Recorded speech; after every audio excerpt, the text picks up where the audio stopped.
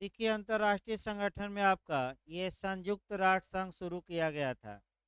कल आपका इस संगठन की स्थापना कैसे हुई वो बताया गया। एक तो इसमें टोटल 8 सम्मेलन हुए। उन 8 सम्मेलनों को क्रम से थोड़ा याद रखना है, कम से कम 3-4। जो महत्वपूर्ण सम्मेलन है आपका संयुक्त राष्ट्र घोषणा 1 जनवरी 1942 को हुई, और यहीं से यूएनओ नाम लिया गया है। ये नामकरण इसका किसने किया पूछा जाता है, तो तत्कालीन अमेरिकी राष्ट्रपति आपका रूजवेल्ट ने। ये याद रखना है। फिर आपका अंतिम ड्राफ्ट किस सम्मेलन में तैयार हुआ, याल्टा में। और अंतिम रूप से इसे किस सम्मेलन में स्वीकार किया गया, तो सैन फ्रांसिस्को सम्मेलन। यानी कि संयुक्त राष्ट्र संघ की उत्पत्ति किस सम्मेलन का परिणाम है, सैन फ्रांसिस्को। इसमें थोड़ा क्वेश्चन बनता है, 4-5 क्वेश्चन आपको याद रखना है। पहला क्वेश्चन ये याद रखना है कि यह सम्मेलन कहाँ हुआ, तो अमेरिका में हुआ। दूसरा, इसके अध्यक्ष पूछा गया है कि इस सम्मेलन की अध्यक्षता लॉर्ड हैलिफैक्स ने की। फिर आपका जो तीसरा पॉइंट इसमें देखना है वह ये देखना है कि आपका कितने सदस्य देशों ने इस पर साइन किया था चार्टर पर, तो 51 देश थे। आपका 50 देश 26 जून 1945 को साइन किए। पोलैंड एक ऐसा, ये भी पूछा गया है कि कौन लास्ट में साइन किया, तो पोलैंड ने किया। डेट याद रखिएगा आपका 15 अक्टूबर 1945। मुख्यालय पूछे तो न्यूयॉर्क में है। और स्थायी मुख्यालय हो सकता है पूछ ले कहाँ उस समय बनाया गया था, लेक ससेक्स। अगर हाँ, सैन फ्रांसिस्को सम्मेलन कब से कब तक हुआ ये डेट याद रखना है, तो 25 अप्रैल 1945 से 25 जून 1945। और लास्ट में 26वें दिन आपका सभी लोग साइन कर दिए।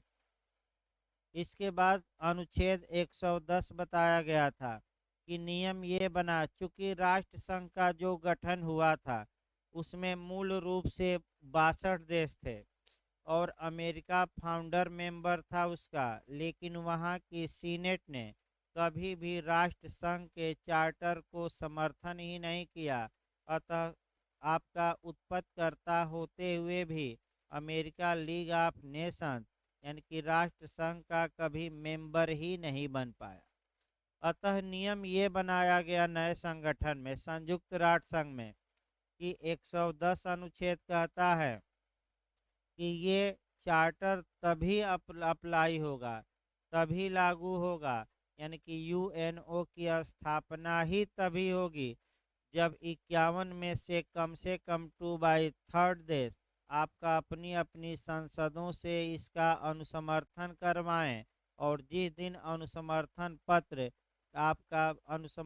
पत्र यूएनओ के मुख्यालय में भेजे जाएंगे, और जिस तारीख को 2/3 का कोटा पूरा, उसी तारीख को इस संगठन का क्या हो जाएगा, जन्म। तो ये कोट, हाँ, जिसमें कि 5 अस्थाई जो सदस्य आगे हम बताएंगे उनका भी अनुसमर्थन आवश्यक है। ये कोटा 24 अक्टूबर 1945 को पूरा हो गया। 34 देशों ने अनुसमर्थन पत्र कहाँ भेज दिया था, यूएनओ के मुख्यालय में। जैसे ही 2/3 का कोटा जिस दिन पूरा हुआ उसी दिन किसकी उत्पत्ति हो गई, यानी कि कौन आपका बन गया, यूएनओ। इस प्रकार आपका वर्तमान मूल सदस्य संख्या 51 हुई, क्योंकि 50 ने आपका 26 जून को साइन किया। लेकिन 15 अक्टूबर को आपका पोलैंड ने भी साइन कर दिया था चार्टर पर। इसके बाद आपका प्रियम्बल बताया गया था कल। इसके बाद आपका कुछ सामान्य बातें लिख लीजिए, एक दो जो नोट्स में नहीं दिख रही है। पहला पूछा जाता है कुल कितने संयुक्त राष्ट्र संघ के चार्टर में कुल कितने अध्याय हैं। एक तो आपका अध्याय पूछ लिया जाता है कि कुल कितने चैप्टर हैं। चैप्टर लिखिए भाई पहले। इस चार्टर में कुल अध्याय 19 अध्याय है। 19 फिर कुल अनुच्छेद 111 है। दो बातें लिखिए। कुल अनुच्छेद 111 है।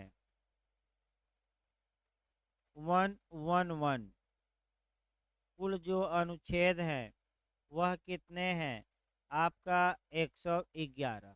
अब जो हमें चलना है, यानी कि सामान्य बातें लगभग पूरी हो गई। अब आपका अध्याय 1 से चलना है और आपका चैप्टर 1 शुरू किया जाए।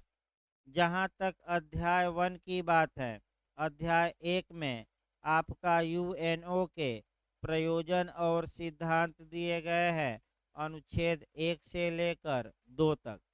फिर देखिए एक बार, अध्याय वाइज भी याद रखना। आजकल तो अध्याय ही ज़्यादा पूछ रहा है।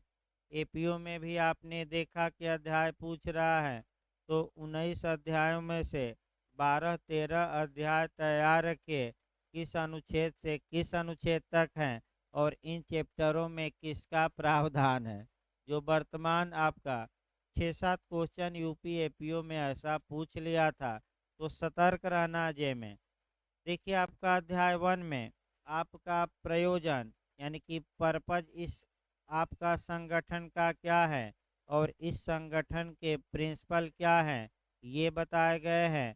अनुच्छेद ए मिलाने के लिए भी अनुच्छेद पिछली बार आया था कि उद्देश्य किस अनुच्छेद में दिया गया है, 1 में, और सिद्धांत किस अनुच्छेद में, 2 में। अब देखिए क्या उद्देश्य है, अनुच्छेद 1 क्या कहता है, एक एक देखिए। संयुक्त राष्ट्र संघ के निम्नलिखित प्रयोजन होंगे, यानी कि उद्देश्य होंगे। तो पहला क्वेश्चन बन सकता है कि कितने उद्देश्यों का उल्लेख किया गया है? 4। अब आपका ये क्वेश्चन बन सकता है कि अनुच्छेद 1 में कितने उद्देश्यों का उल्लेख किया गया है? तो 4 उद्देश्यों का किया गया है और उन्हीं को अब पढ़ना है। देखिए कह करके, संयुक्त राष्ट्र संघ के निम्नलिखित प्रयोजन होंगे, यानी कि निम्नलिखित उद्देश्य होंगे। उसको शॉर्टकट में हम पढ़ाते हैं, थोड़ा बहुत शॉर्ट करते हैं। पहला है अंतर्राष्ट्रीय शांति और सुरक्षा को बनाए रखना तथा आक्रामक प्रवृत्तियों को कंट्रोल में रखना, नियंत्रित करना। यानी कि आपका पहला उद्देश्य ये है कि international peace and security maintain की जाए, और जब एक देश दूसरे पर बिना वजह आक्रमण कर दे रहे हैं, उसको भी अब क्या किया जाए, रोका जाए। जैसे ये आपका रूस है, यूक्रेन पर आक्रमण कर दिया है, लेकिन ये संगठन उसको रोकने में पूरी तरह विफल रहा है।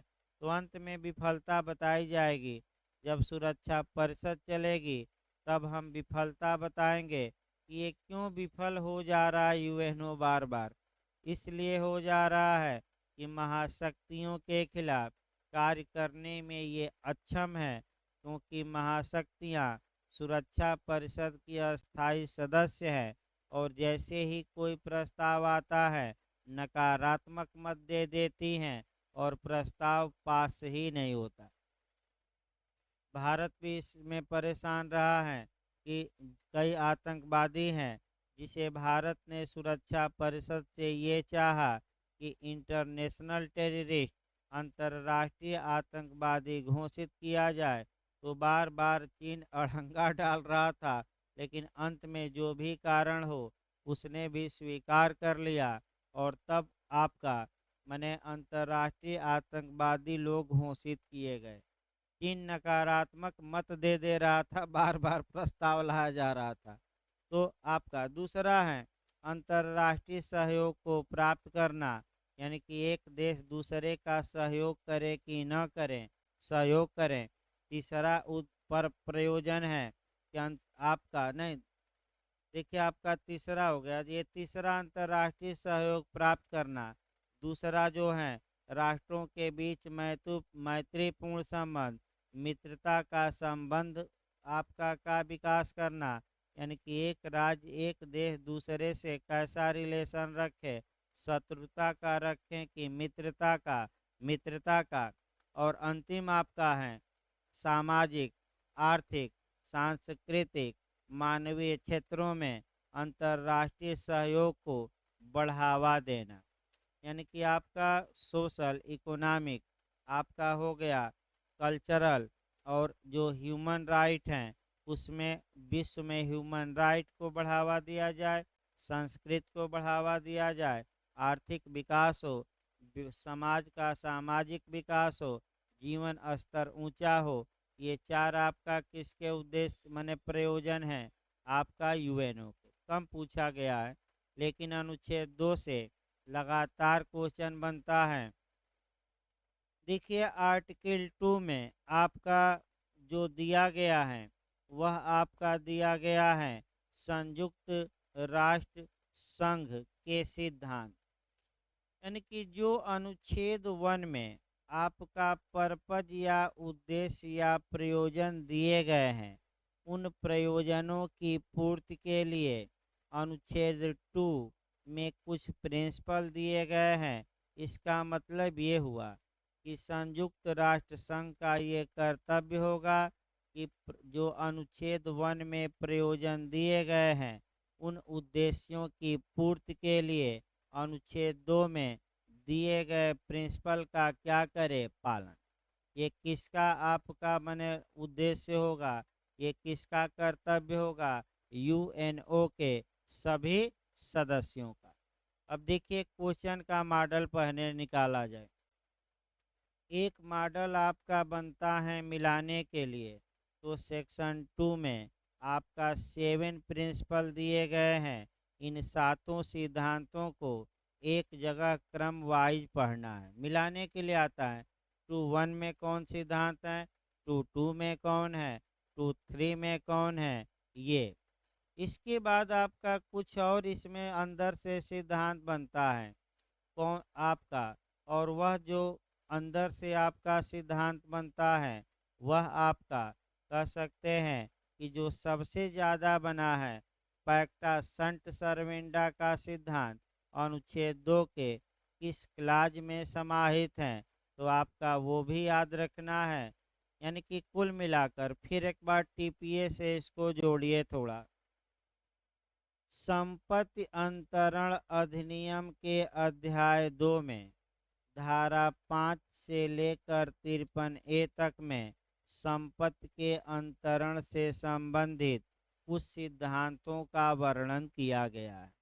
और ये कहा गया है कि जब धारा 54 से लेकर 137 तक में संपत्ति का अंतरण किया जाएगा, तो 5 से लेकर 53 का क्या किया जाएगा, पालन। जिसमें 5 से 37 धारा चल और अचल दोनों संपत्तियों के अंतरण से संबंधित प्रिंसिपल बताती हैं, जबकि 38 से लेकर और आपका 53A तक केवल और केवल कौन सी संपत्ति के बारे में, अचल। उसी प्रकार आपका फिर याद रखिए जो सेक्शन 2 में है वह कुछ प्रिंसिपल हैं, और सदस्य देशों को ये आशा की जाती है कि जब भी यूएनओ के देश कार्य करेंगे, इन सिद्धांतों को मान्यता देंगे, इन सिद्धांतों के अनुसार कार्य करेंगे। तो अब एक एक करके सिद्धांत देखिए, और उन सिद्धांतों में अंदर से क्या क्वेश्चन बनता है वो जरूर सतर्क। एक क्वेश्चन बनने का पूरा चांस यहाँ रहता है। 2.1 देखिए भाई, 2.1 में आपका जो सिद्धांत दिया गया है वह सिद्धांत दिया गया है कि यह संघ सभी सदस्यों की समान संप्रभुता के सिद्धांत पर आधारित है। यानी कि अनुच्छेद 2.1 में डॉक्ट्रिन ऑफ इक्वलिटी या समता का अधिकार और डॉक्ट्रिन ऑफ सॉवरेनिटी यानी कि संप्रभुता का सिद्धांत दिया गया है।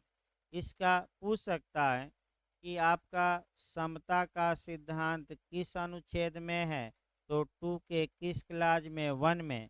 संप्रभुता या सॉवरेनिटी का सिद्धांत किस में है, तो 2 के किस क्लाज में, 1 में।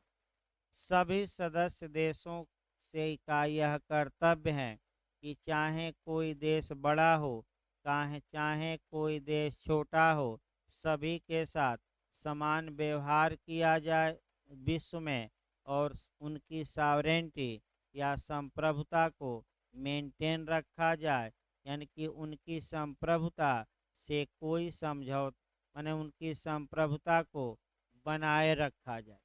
लेकिन जहाँ तक व्यवहार की बात है, व्यवहार में ये देखने को मिल रहा है कि छोटे देश और बड़े देशों में भले ये सिद्धांत हैं, लेकिन कंडक्ट में यह देखने में आ रहा है कि पांच छह बड़े देश ही मिलकर पूरे विश्व को चला रहे हैं, छोटे देशों की इच्छाओं को क्या कर दे रहे हैं, दबा दे रहे हैं। तो ये व्यवहार में है, लेकिन सिद्धांत तो यही है कि सबको किसका अधिकार है, समता का। और सभी देश अपने आप में क्या है, किसी के गुलाम है कि आपका संप्रभु है, संप्रभु है। तो आपका संविधान में जोड़ते रहिए, राइट टू इक्वलिटी लोगों को दिया गया है, सभी व्यक्तियों को। तो हमारे संविधान के किस अनुच्छेद में, मुख्य रूप से 14 में। और भारत एक सॉवरेन कंट्री होगी, ये कहाँ कहा गया है, तो हमारे प्रियम्बल में, यानी कि हमारी उद्देशिका में पहला ही शब्द है, we the people of India, हम भारत के लोग भारत को एक संपूर्ण प्रभुत्व संपन्न। तो सॉवरेंटी आपका माने दिया गया, भारत भी एक क्या है, यानी कि सॉवरेंटी का मतलब ये हुआ कि भारत जब भी कोई कार्य करेगा, किसी इंटरनल प्रेशर या किसी एक्सटर्नल प्रेशर के अधीन नहीं करेगा, स्वतंत्र होकर करेगा, किसी के गुलाम नहीं है। यानी कि भारत आपका सरकार जब भी कोई कार्य करेगी, न तो कोई विदेशी ताकत उसके अनुसार करेगी, न ही कोई देश की ताकत के दबाव में करेगी, बल्कि स्वतंत्र रूप से करेगी। अगर ऐसा है तो हम कहेंगे कि वह देश क्या है, सॉवरेन है। यानी कि बाह्य और आंतरिक दबाव से मुक्त होकर शासन क्या करना, चलाना, इसी को एक लाइन में हम क्या कहते हैं, सॉवरेंटी। दूसरा सिद्धांत देखिए, दूसरा देखिए आपका बेयर एक्ट पहले प्रस्तुत घोषणा पर, ये अनुच्छेद 2 का क्लास 2 अब चल रहा है आपका।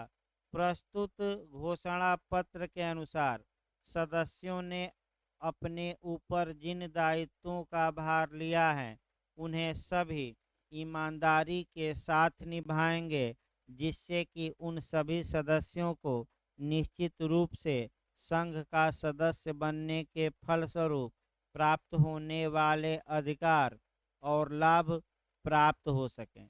इसका यही आपका क्वेश्चन बनता है। इसका मतलब समझिए भाई, इसका मतलब ये हुआ कि जिन देशों ने यूएनओ चार्टर पर साइन किया है, यानी कि वर्तमान में 193 देश हैं। अब 193 देशों को लेकर चलिए, जो ये 193 देश हैं, इनका कर्तव्य होगा कि ये संधि बाध्यताओं का पालन करें, इस चार्टर का पालन करें।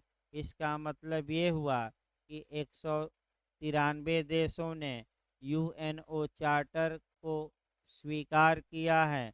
तो जब आप स्वीकार किए हैं तो यूएनओ चार्टर के अनुसार कार्य करिए, और सभी देश यूएनओ के अनुसार जो अधिकार और उत्तरदायित्व हैं, अधिकार प्राप्त करें और अपने कर्तव्यों को क्या करें, निभाएं।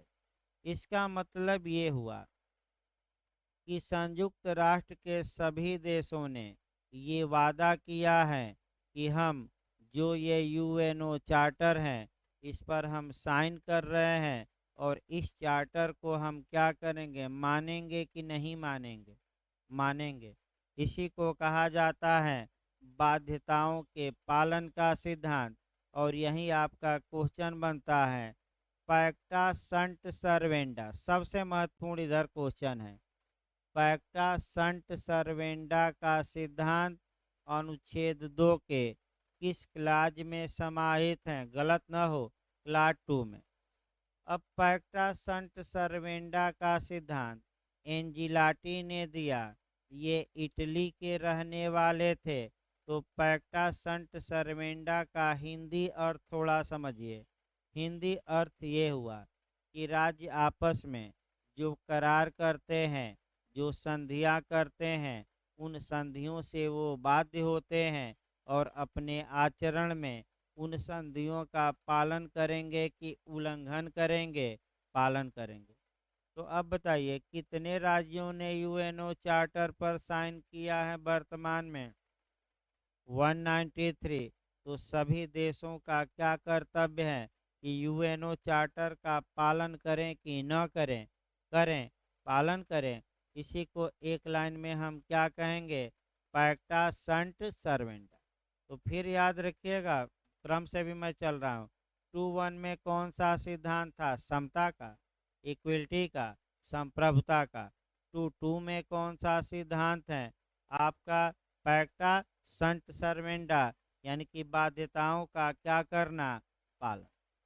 अब आइए अनुच्छेद 2 का क्लास 3 देखा जाए। पहले बेरेट, सभी सदस्य अपने अंतर्राष्ट्रीय झगड़ों को शांतिपूर्ण साधनों से इस प्रकार तय करेंगे कि विश्व की सुरक्षा, शांति और न्याय को किसी प्रकार से खतरा न हो। अब यहाँ आपका कह सकते हैं कि यहाँ भी आपको देखना है यानी कि जो तीसरा प्रिंसिपल है यूएनओ का, वह ये है कि जब भी कोई अंतर्राष्ट्रीय विवाद उत्पन्न होता है तो उन विवादों का निपटारा शांतिपूर्ण तरीके से किया जाए। जैसे कि वर्तमान समय में आप रूस और यूक्रेन का उदाहरण देख सकते हैं कि भारत ने, पहले पश्चिमी देश यूक्रेन को हथियार सप्लाई लगातार कर रहे हैं और यूक्रेन आपका रूसी सेना पर बीस पड़ रहा है। तमाम इलाकों से रूसी सेना को क्या किया? भगा दिया और आपका तमाम इलाकों पर कब्जा कर लिया फिर से। अगर हवाई जहाज यूक्रेन के पास रहता तो किसी भी मामले में वह रूस से कम नहीं रहता। बस एक दो ही आपका है। इसीलिए कहा भी जाता है भाई देखिए, केवल आप अपना विकास ही न करिए कि शिक्षा बढ़ोतरी हो रही है तो बिजली बढ़ोतरी हो गई, तो ये सामाजिक बढ़ोतरी हो गई। यूक्रेन युद्ध ने विश्व को सबक दिया है कि आप अपनी सुरक्षा की भी तैयारी पूरी तरह क्या करिए, किए रहिए। यूक्रेन युद्ध ने विश्व को सबक दिया कि आप केवल सांस्कृतिक, शैक्षिक, आर्थिक विकास न करिए, तेल ही उत्पादन न करिए। अगर कोई देश आप पर आक्रमण करता है तो आप मजबूत भी रहिए ताकि आप अपनी रक्षा स्वयं कर सकें। इसी दृष्टि से भारत ने तमाम आपका कह सकते हैं कार्य किए जा रहे हैं ताकि अगर कोई आंख दिखाए तो उससे लड़ा जा सके। और देख ही रहे हैं समय समय पर कभी पाकिस्तान तो कभी चीन क्या करता है, अभी तो विवाद उत्पन्न हुआ, आ ही जाता है। तो भारत भी तैयार है आपका। तो इसका मतलब ये हुआ कि आपको सुरक्षा भी चाहिए, क्योंकि आपका आगे देखिए इसमें बताया जाए, यानी कि जो भी विवाद उत्पन्न हो, जो भी अंतर्राष्ट्रीय झगड़ा उत्पन्न हो, विश्व शांति और सुरक्षा के लिए, विश्व में न्याय विफल न हो, इसके लिए यह सभी देश आश्वासन देते हैं। सभी देश इस बात को एक्सेप्ट करते हैं कि हम उन विवादों का निपटारा आपका कैसे करेंगे? शांतिपूर्ण तरीके से कि युद्ध करके? शांतिपूर्ण तरीके से। तुरंत इसको जोड़िएगा चैप्टर नंबर 6 से कि अंतर्राष्ट्रीय विवादों का शांतिपूर्ण ढंग से निपटारे का प्रावधान यूएनओ के किस अध्याय में किया गया है? यूएनओ चार्टर के, ये भी क्वेश्चन बना है। तो आपका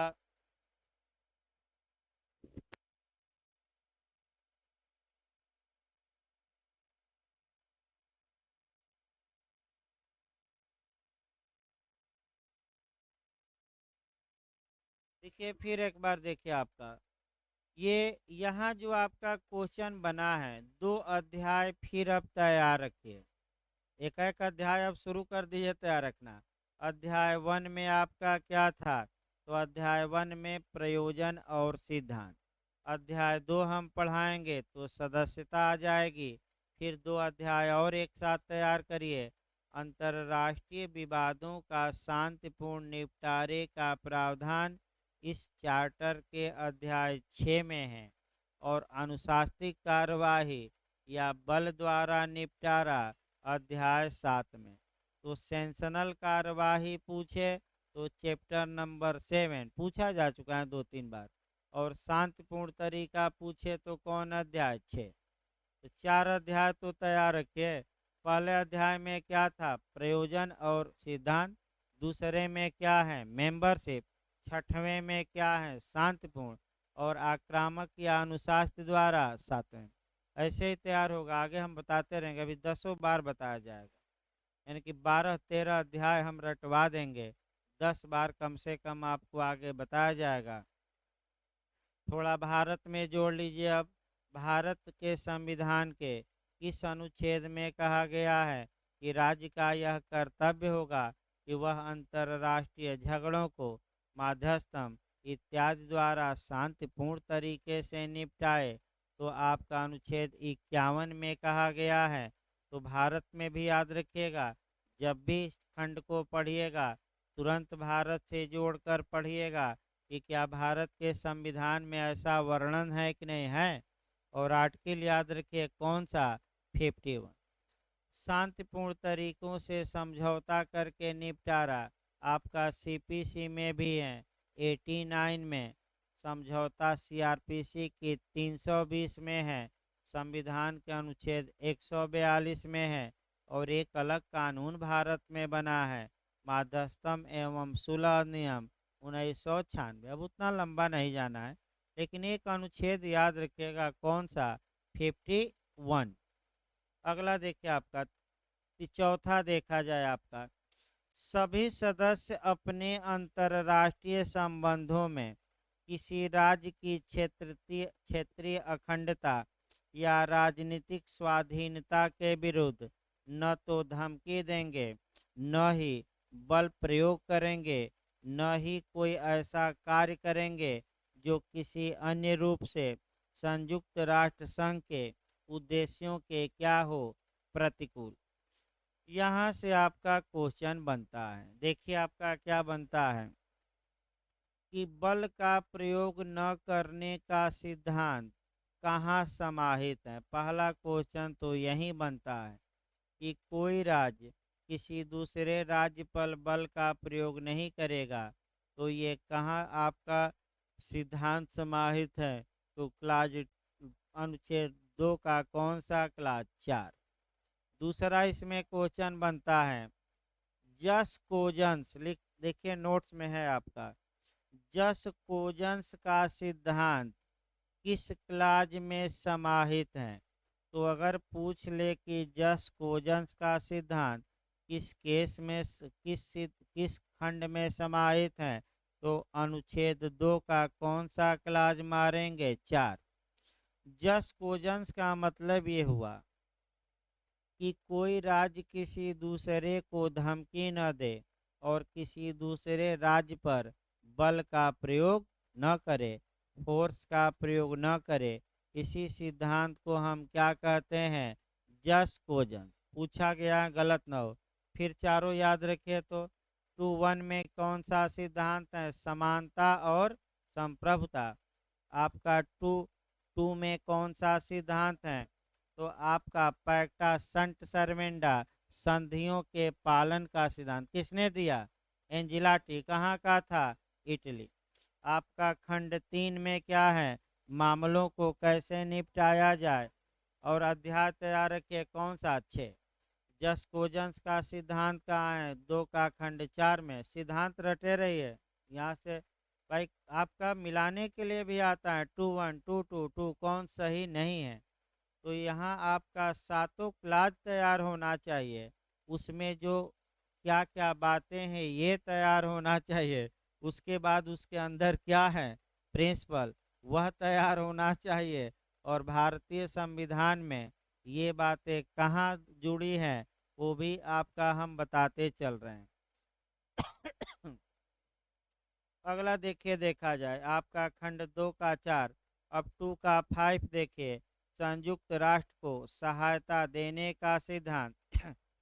यानी कि प्रत्येक देश का यह कर्तव्य होगा कि यूएनओ को हेल्प करे, सहायता दे। अब कैसे हेल्प किया जाता है, अब थोड़ा बहुत समझने का प्रयास करिए। पहला हेल्प किया जाता है पैसा देकर, यानी कि यूएनओ क्योंकि राज्यों का ही संगठन है, राज्यों ने आपस में संधि करके बनाया है, तो न तो उसकी कोई मुद्रा अपनी है न कुछ है। तो राज्यों का यह कर्तव्य है कि संयुक्त राष्ट्र संघ चलता रहे, पैसा दे कि न दें। तो जीत देखिए आपका पैसा दें, सबसे ज़्यादा पैसा अमेरिका दे रहा है और अमेरिका ही चला रहा है। सभी दे देते हैं, कौन कितना पैसा देगा इसका विभाजन पूछा जाता है, आगे हम चलकर बताएंगे। महासभा करती है, यानी कि महासभा ये डिसाइड करती है कि कौन कितना पैसा देगा। अगर कोई देश अपना पैसा 2 साल तक नहीं दिया है तो महासभा उसकी सदस्य उसको सस्पेंड कर सकती हैं, यानी कि निलंबित कर सकती हैं यूएनओ से कि तुम पैसा कर सकती हैं। बताइए, तो बाध्यकारी है कि विवेक? विवेक आपका जैसे कि WHO चल रहा है, आपका वर्ल्ड हेल्थ हेल्थ ऑर्गेनाइजेशन, विश्व स्वास्थ्य संगठन चल रहा है, तो ये आपका अपना तो नोट छाप नहीं रहा है, तो किस पर चल रहा है? विश्व के देशों पर। भारत भी पैसा देता है, सब लोग, अमेरिका भी पैसा देता है, तो अमेरिका ज़्यादा देता है, तो जब ट्रंप महोदय थे तो पैसा ही रोक दिए। ये सही बात है कि विश्व स्वास्थ्य संगठन कोरोना को रोकने में पूरी तरह क्या रहा? विफल। कभी कुछ कहा कभी कुछ कहा, क्योंकि चीन के ही दम पर WHO के अध्यक्ष बने थे, चीन के सपोर्ट से।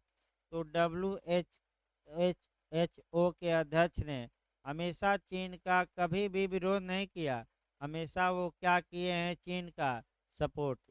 इसीलिए अमेरिका चिढ़ गया और ट्रंप ने तो राशि ही रोक दी, फिर बाद में रिलीज कर दिया गया। लेकिन कुछ समय के लिए जो पैसा WHO को दिया जाता था वो ट्रंप ने रोक दिया, कि साइने नहीं कर रहे थे, बाद में वो दिया गया क्योंकि विश्व संगठन भी चलता रहे।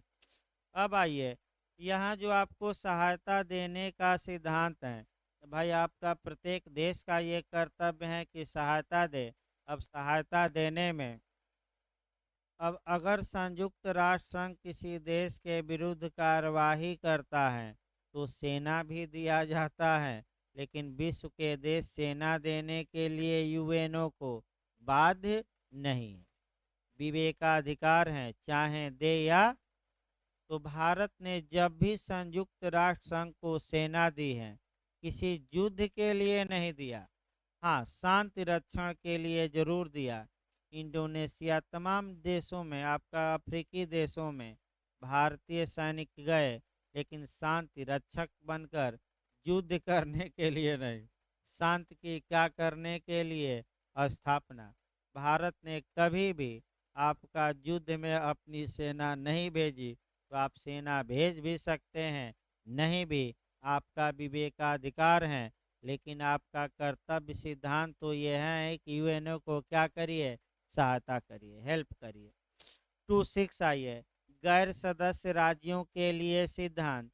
यानी कि इसका मतलब ये हुआ कि जो वर्तमान में 193 देश यूएनओ के मेंबर हैं, तो अब ये आया कि जो देश यूएनओ के मेंबर नहीं हैं, यानी कि जो गैर यूएनओ के देश हैं, जो सदस्य नहीं हैं, क्या वह कोई ऐसा कार्य करेंगे जिससे अंतर्राष्ट्रीय शांति और सुरक्षा प्रभावित हो जाए? तो क्लाज, आपका अनुच्छेद 2 का क्लाज 6 किसके लिए प्रावधानित करता है? यूएनओ मेंबर के लिए कि यूएनओ से भिन्न माने राज्यों के लिए भिन्न भिन्न। तो क्या भिन्न में कहा गया है कि भले आप संयुक्त राष्ट्र संघ के सदस्य न हो, लेकिन ऐसा कार्य न करिए जिससे कि अंतर्राष्ट्रीय शांति और सुरक्षा को क्या हो, खतरा उत्पन्न हो। आप भिन्न माने भले आप सदस्य, तो गैर राज्यों के लिए सिद्धांत किस अनुच्छेद में है, टू के किस क्लाज में, 6 में। और सातवां तो खूब पूछा जाता है, अनुच्छेद 2 का क्लाज 7, राज्यों के घरेलू मामलों में हस्तक्षेप न करने का सिद्धांत। यानी कि इसका मतलब ये है कि आप राज्यों के घरेलू मामलों में हस्तक्षेप न करिए। तो पहले मामला देखिए, एक मामला होता है इंटरनल, आंतरिक, और एक एक्सटर्नल यानी कि वाह्य। तो आपका जो क्लाज 2 का माने अनुच्छेद 2 का क्लाज 7 है, ये प्रत्येक देश को रोकता है कि आप किसी दूसरे देश के इंटरनल मामलों में, आंतरिक मामलों में हस्तक्षेप न करिए। जैसे चीन ही है, आपका सरकार किसकी बनेगी, लोग क्या चाहते हैं, क्या हो रहा है, इसमें आप कोई विश्व का कोई देश हस्तक्षेप करे कि न करे, न करे। जैसे कि आपका अमेरिका तमाम बार भारत के विरोध में भी बोलता रहता है, कई देश बोलते रहते हैं, तो भारत के विदेश मंत्री या प्रवक्ता यही तो कहते हैं हमेशा, ये हमारा कैसा मामला है, इंटरनल मामला है, हम इसको सुलझा लेंगे। आप कौन होते हैं बोलने वाले, आपको बोलने का कोई हक। तो प्रत्येक सदस्य का ये कर्तव्य है कि किसी देश के घरेलू मामलों, यानी कि बहुत व्यापक स्तर पर देखा जाए तो पारिवारिक मामलों में हस्तक्षेप न करें। तो पारिवारिक मामलों में आजकल आ जा रहे हैं जीजा जी। देखिए उदाहरण भाई, जी जरूर लगाइएगा 2-3, क्योंकि नाराज हो गए तो कूड़ा जैसे मुंह फुला लेंगे और फिर मानेंगे नहीं 2-4 साल। तो आपका इसको हिंदू ला से जोड़ा जाता है। हिंदू विध में आपका ये आया कि आपका जो वर्तमान नियम आया कि अब जो पुत्रियां हैं वह पिता की पैतृक संपत्ति और मकान में भी अंश पाएंगे, ये नियम आया। ठीक है, ये अधिकार दिया गया, लेकिन इसका जो माने केवल आप विशेषता ही न देखिए, इसका एक और पहलू भी है। आपका कह सकते हैं कि एक स्ट्रेंजर व्यक्ति घर में आ जाएगा, एक अजनबी आ जाएंगे, और इसका पहलू ये होगा कि आपका जो पारिवारिक विवाद हैं वह बढ़ भी सकते हैं। क्यों बढ़ सकते हैं, क्योंकि मान लीजिए कि आपका 2 लड़के हैं और एक बहन है, लड़कों की फैमिली उस घर में रहती है और बहन के भी पति आ गए, उनके भी बच्चे रहने लगे, तो जीजा और सालों में क्या हो सकती हैं, लड़ाई। तो आपका जीजा जी क्या हुए, यानी कि आपका थर्ड पर्सन क्या हुए, घर में आ गए। तो उसी प्रकार आपका अंतर्राष्ट्रीय विधि में है। सेम याद रखिए कि अगर कोई मामला किसी देश का आंतरिक मामला है तो दूसरा देश उसमें हस्तक्षेप न करे। ये सिद्धांत हैं इंटरनल मामलों में हस्तक्षेप न करने का सिद्धांत। अब यहाँ आपका जो देखना है, वह जो देखना है कि कौन सा मामला अंतर्राष्ट्रीय होगा, कौन सा राष्ट्रीय होगा, ये कहीं डिसाइड नहीं किया गया। फिर हम बता दें कौन से मामले राष्ट्रीय होंगे, कौन से मामले अंतर्राष्ट्रीय होंगे, इसका क्या निर्धारण किसी आर्टिकल में किया गया है, नहीं। ये संबंधों पर आश्रित है, इसीलिए प्रत्येक देश एक दूसरे पर अटैक भी करते रहते हैं आंतरिक मामलों में। जैसे कि भारत भी चीन को लेकर तमाम देश कहते हैं, और देख ही रहे हैं कोरोना फिर आगे बढ़ गया है। चीन में तो लोग क्या हो रहे हैं, ऐसे ही मर रहे हैं, और इस बार चांस है कि कई लाख लोग इस बार चीन में मरेंगे। देखिए हुआ क्या चीन में, सबक लेना चाहिए। लगातार चीन की सरकार ने लॉकडाउन 2 साल से लगा कर रखा है और लोग निकले नहीं। व्यापार चौपट हो गया, भूखे मरने लगे, तो चीन के लोग विद्रोह कर दिए। आप हर एक शहर में लोग सड़क जाम कर दिए। तब सरकार झुकी और पूरी तरह लॉकडाउन अचानक क्या की, हटा दी। और जैसे ही पूरी तरह लॉकडाउन हटा, कोरोना उछल गया और जो नया वेरिएंट है वह 10 गुना तेज है, यानी कि पहले से 10 गुना तेज। तो भारत की सरकार ने एक सबक लिया था। सबक देखिए क्या लिया था। पहली बार जाने अनजाने में लॉकडाउन लगाया, तमाम लोग मरे, तमाम लोग संघर्ष किए और 1200 1300 पैदल चलकर अपने घर पहुंच गए, यानी कि आपका। लेकिन दूसरी बार आप देखिए, भारत सरकार, भले लोग मर रहे थे, खूब मरे दूसरी लहर में, लेकिन कभी भी पूर्ण लॉकडाउन नहीं लगा। क्यों? क्योंकि उससे ज़्यादा तो भूखे मर जाते। तो भारत में आपका पूर्ण लॉकडाउन लगाना अब संभव नहीं है, क्योंकि यहाँ की भी जनता क्या कर देगी, चीन जैसे विद्रोह। मैंने कुछ प्रतिबंध रहेंगे, लेकिन सभी चीज़ें क्या रहेंगी, भले, क्योंकि जो दूसरी लहर आई भले ही 20-25 दिन रही, उसी में ज़्यादा लोग क्या हो गए, स्वाहा। आप देखे होंगे, आपका पंचायत चुनाव था तो हर एक गांव में 10 लोग मरे, कोई रिकॉर्ड ही नहीं है। तो आगे देखिए आपका, क्योंकि समय भी हो गया भाई, पास्को एक्ट भी चलाना है। तो आपका कल इस देखिए, संविधान लास्ट में चलेगा भाई। संविधान आपका उधर लास्ट में 15-20 दिन पढ़ाया जाएगा।